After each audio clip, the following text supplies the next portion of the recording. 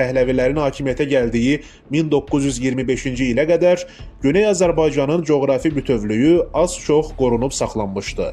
Qacarlar dönəmində 1907-ci ildə qəbul olunmuş əyalət və vilayətlərin təşkili qanununa əsasən İranda cəmi 4 əyalət vardı: Azərbaycan, Kerman, Bəluçistan, Fars və Xorasan. Azərbaycan əyaləti özünün iqtisadi, mədəni, elmi potensialına və coğrafi mövqeyinə görə aparıcı əyalət sayılırdı və ölkənin vəliəhdi bir qayda olaraq burada Təbrizdə otururdu.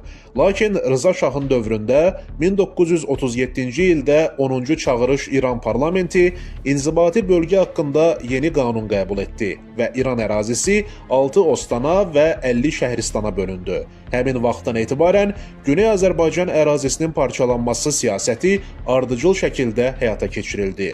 Bu siyasət İslam Respublikası dönəmində də davam etdirildi. İnqilaba qədər ölkə ərazisi 14 ostana bölünürdüsə, Molla rejiminin dövründə onların sayı əvvəlcə 28-ə, sonra 31-ə çatdırıldı. Bu dəyişikliklər gedişində Həmədan, Zəncan, Qəzvin, Ərdəbil kimi Azərbaycan torpaqları ayrıca əyalətə çevrildi.